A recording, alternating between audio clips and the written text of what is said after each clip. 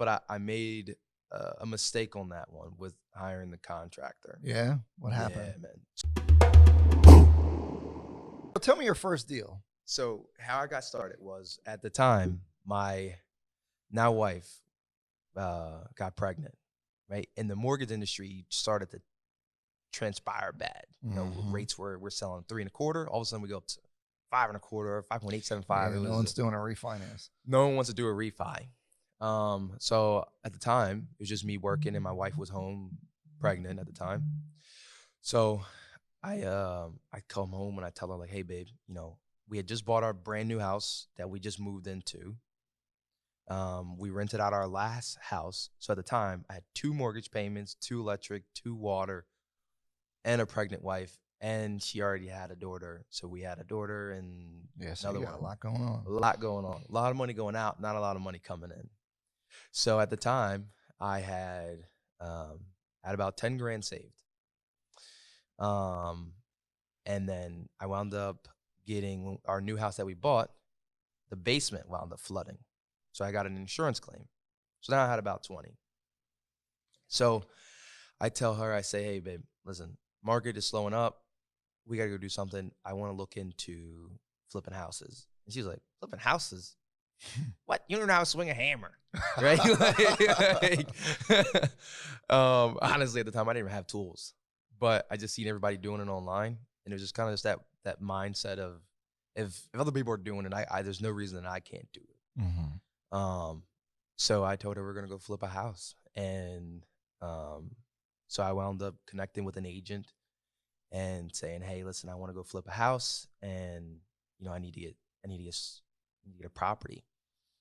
So did they find the deal for you, or were you looking at deals, or how did that go? So at the time, because as an agent, working with like first-time flippers is tough, man, because they don't know what they're looking for. You don't know if they're actually going to pull the trigger. So, like, how did that relationship with the agent and everything go? She was definitely a trooper. Yeah.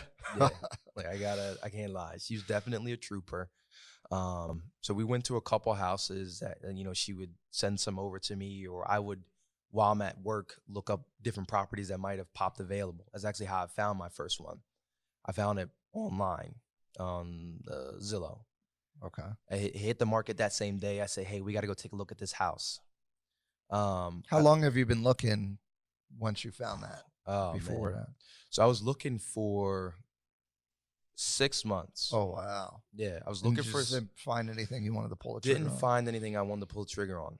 So the reason that I started to speed up a little bit more was I took out a personal loan, which I highly don't recommend getting started.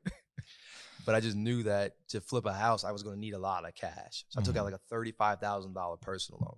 Oh, so you're just sitting there paying it. Exactly. Without using it. So I have now in total 50 grand. So now I'm like, man, listen, for 6 months, we got this payment going. It's not making any money. You need to pull a trigger, because what happened was you get outbid it. And I'm like, honestly, at this point, you'd be better off just going right in or above asking, because you're going to lose more money holding the cash. I tell people this all the time.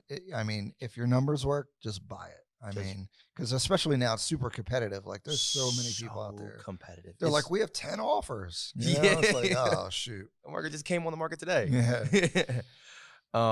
So it gave me a little bit more urgency to have to buy, including the fact that now baby's now born at the time.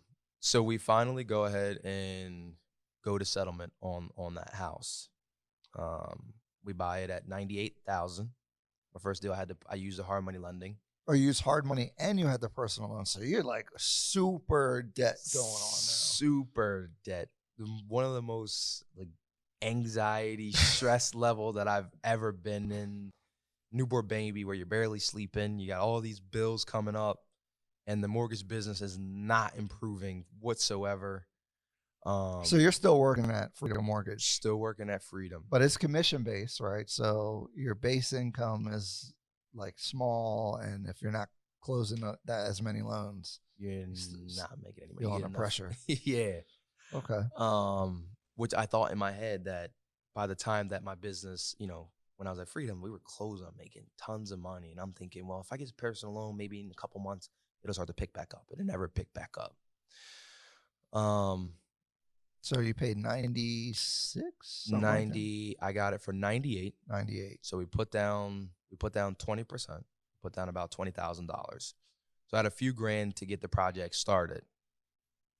From the hard money loan, did they gave you the rehab money, or for the hard money loans, the way they work is you have to give your contractor money to get the process started, and then after you get the process started, then they'll give you a draw on what's complete. So for an example, like, hey, Flip, the roof's going to cost you 10 grand to get this done. I need at least 3 grand to get started to get the roof done. So I had to pay him the 3, and then he finishes the roof, and then I call in for a draw. They come out, make sure it's done.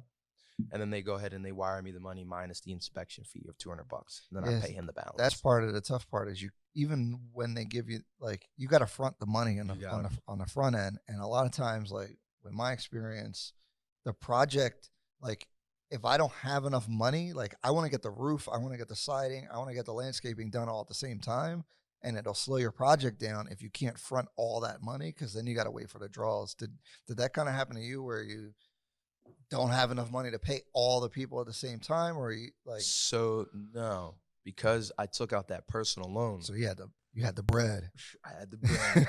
I had the bread. So the bank's bread anyway. Yeah, I had somebody's bread, not mine. So I was able to give him almost pretty much half to go ahead and get the project started. Oh, okay. So he was able to go pretty fast, but I made a mistake on that one with hiring the contractor. Yeah? What happened? Yeah, man. So how'd you know the contractor? Where'd he come from? So I did a deal with him probably right when I got started in real estate. He hit me up on, like, I was paying for, like, ads, and he hit me up and I helped him buy a house. Great guy. He was a roofer by trade, right? But he was just branching into the construction field where you're actually taking on a huge project. But I see where this is going. Yes. Yeah, you see where this is going. Mm-hmm. So, so he gives me his quote, and it's a beautiful quote, the cheap rehab. And I'm like, you're going to be able to do everything for just this price? And he's like, yeah, $17,500. And I'm like, wait, $17,500 labor? $17,500. And materials? Yeah. So I'm like, dude, this is perfect. How big was the house? House was 1,400 square feet. Okay, so pretty small. It's pretty small, but it needed a roof. It needed new kitchen, bathroom, floors, paint. Everything. It needed some serious TLC, some electric. So it definitely was at least a $30K rehab. Yeah, for sure. But at the time, he was a friend of mine, and we're so cordial. So at the time, I'm like, man, this is perfect. Until we got into the project, right? So my first initial thought, as the new investor, I'm thinking, I give you half the money, you're gonna bang out half the project, call me up, say, hey, this is done. Then I give you the other half, and then you're finished. And we'll be in and out in a month or maybe 2. Did not work that way whatsoever. So at the time, I worked in Mount Laurel, and the other project was in Winona, which happened to be about 45 minutes away. Okay. So I didn't have a ton of time to get over there because I had to get home and help take care of baby because mom was home with baby all day. Yeah, you don't even have the time to stop by if it's, you're working till 6:30. You got to help with the kid. Then it's 8, 9, 10 o'clock. Yeah. So I didn't go over there all the time, which was my first mistake that I made. So what happened was I would go back like a week, and I'm like, this looks exactly the same it did last week. And then sounds very familiar. Yeah. And then come back again, second week. And I'm like, there's pink flip-flops on the floor. What? Why is there pink flip-flops on the floor? Those are girl flip-flops.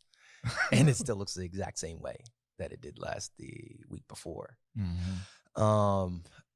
So then that's when I learned that it's business and not friends. And to make sure you have contracts set in place rather than so that everyone knows what the expectations are. So what ended up happening? He just disappeared? So what ended up Did you call him? What was he telling you when you? So when I give him a call, I realized it was going downhill when we're about 3 weeks in and it looks the exact same way that it did 3 weeks before. Mm-hmm. Nothing pretty much changed. So what ended up happening was I said, listen, man, like I have to move on this property quick I got 2 payments coming out. And yeah, you're paying the personal loan and the hard money loan, Yeah. which is interest only, you know, like what, 12% interest? It was like close to 20%. Oh, yeah, man. so it was ridiculously high. So what wound up happening was I wound up trying to put a little bit of fire, like, hey, man, we got to get this done quickly. You know, this is still looking the same exact way that it did before. You know, you told me it was only going to take 30 days of rehab. We're in 60 days now, and it's not complete. We're over a month, and it's still not complete. You told me 30. Mm-hmm. So we wound up having to have a conversation with him and relieve him off of the job. So and you gave him half the money already. Yeah. So luckily at the time, my father-in-law was pretty handy. So he was able to kind of come in and help save the day, to be honest, because I still at the time don't know how to swing a hammer. Dang, so yeah, once I'm tough. left with, you know, a somewhat half-what done project, I'm looking at like, oh man, like I don't even know how to finish I don't this. know what to do.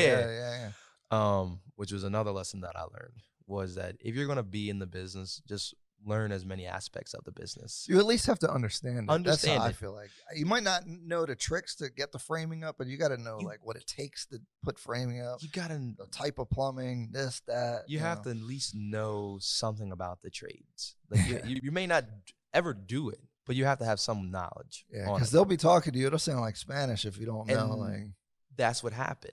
Because he would say, well, I had to delay because of this and we had to do this. And I'm like, oh, okay. Like, because I don't know. You could tell me anything. Yeah, exactly. You could tell me. But my father-in-law was handy. So when we had a conversation with him and we found out he doesn't even know how to hang drywall himself. He just was a roofer that he was trying to do a whole bunch of subs with. Yeah, those guys who do like rough stuff, they're great. Like they'll knock the roof out in a day. Same day. Or framers can do, but when it comes to finishing's always been my struggle. Like, oh my God. It's so tough. Dude, the finishing, to get the project finished is the hardest part. Once you get like it painted and then you got it, the trim takes forever, putting all the vanities in, the finished plumbing, all that stuff, it takes forever, man. Like, and then you go to the house and you're like, yo, nothing got done. Yeah. But it's like, yo, the trim takes a long time to do, you know, if you only have a couple workers. Yeah.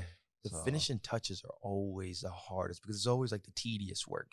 The guys that are good at doing like the big rough stuff are normally not so good at finishing. It's like 2 different personalities that you need. You know? Yeah.